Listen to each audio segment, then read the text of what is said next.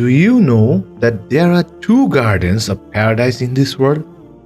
The first type of garden of paradise in this world is the gathering of all kinds of remembrance, yani dhikr, where Allah subhanahu wa ta'ala is remembered with full heart. And the second type of garden of paradise in this world is the gathering where Allah's pleasure is sought by remembering someone else. Now, what does this imply?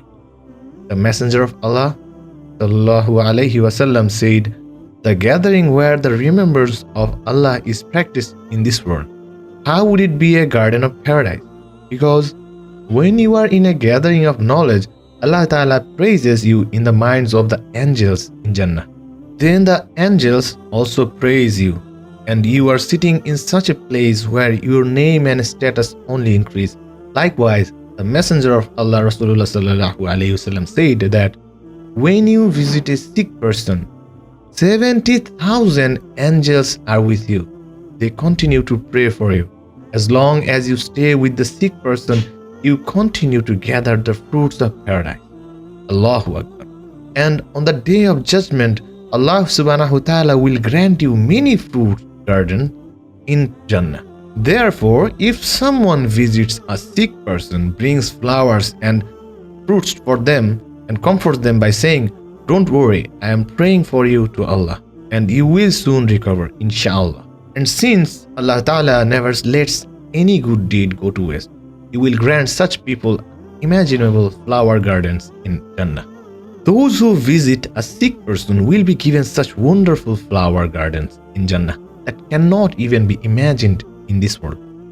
Therefore, when you remember Allah or when you remember someone for the sake of Allah's pleasure, your gardens in Jannah continue to expand. In Jannah, you will have your palace and you will go outside.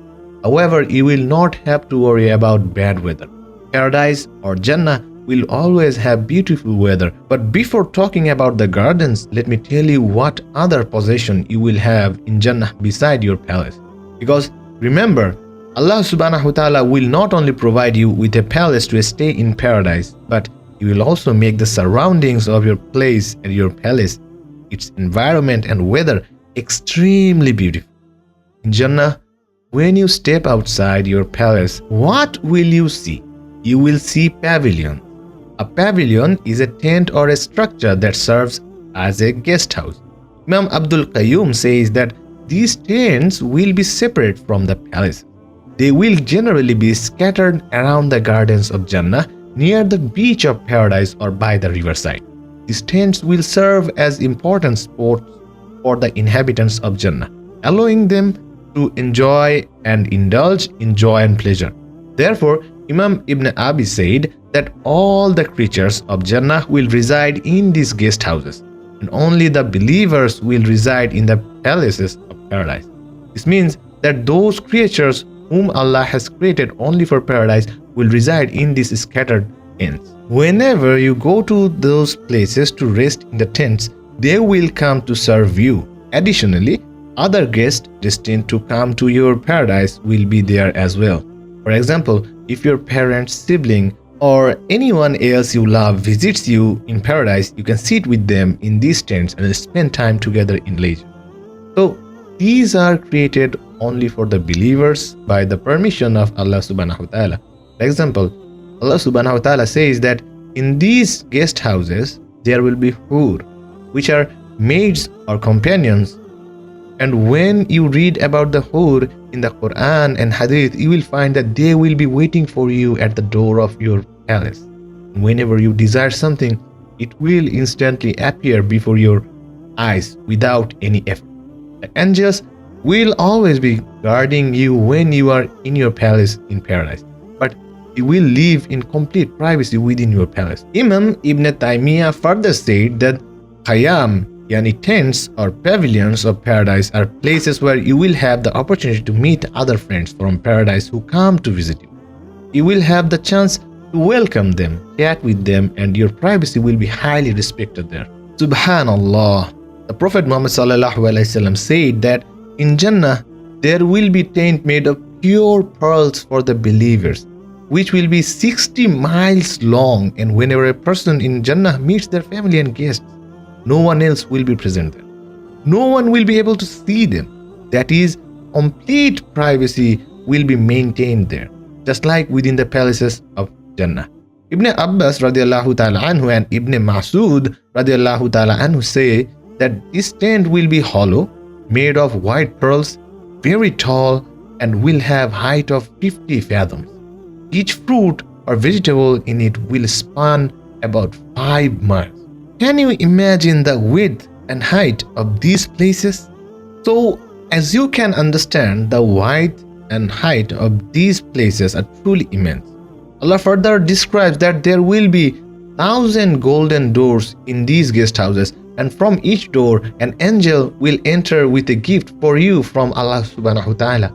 This is the guest house of Jannah, and inside these guest houses you will have your bed where you can rest. Allah subhanahu wa ta'ala says these believers will be reclining on couches adorned with the finest silk, and the fruits of the gardens will be within their reach. Subhanallah. Allah subhanahu wa ta'ala also says that they will be reclining on green cushions and beautiful carpet. Allah subhanahu wa ta'ala further mentions that you will also find high couches, plates filled with drinks, and rows of cushions spread around on expensive carpet. In Jannah, you will have guest house or tents with golden doors, green velvet cushions, and green carpets, all made of fine threads. And all of these will be in the Gardens of Jannah. Now imagine what the Gardens of Jannah be like. How magnificent could they possibly be? Subhanallah, the Gardens of Jannah will be beyond our imagination, and they will captivate your eyes, never making them tired no matter how long we look at them. All this blessing of Jannah will be eternal. Therefore, a person in Jannah could enjoy the beauty of flower for 100 years without worrying about time. Now, let's talk about the Gardens of Jannah. Imagine you have found your home and guest house in Jannah, and now you are searching for your garden. The Prophet ﷺ said that the pebbles in Jannah will be pearls and rubies, and the soils of paradise will be saffron. In another narration, the Prophet ﷺ said that the soil will be saffron, but the field will be of musk. Abdul Qadir Mia rahmatullahi alayhi, combining these two hadith, explaining that while color of the soil in Jannah may be saffron, its fragrance will be that of musk. And indeed, Jannah will have various kinds of beauty, and he further states that this is the best combination of beauty and radiance. In some narrations, the Prophet ﷺ said that the ground of Jannah will be pure white musk. Thus, there will be multiple types of soil in Jannah, and each one will be more beautiful than the other. In famous hadith, Ibrahim ﷺ advised that in order to enter Jannah, we should engage in abundant remembrance of Allah. He said that the fields of Jannah will be made of fine grains of white musk.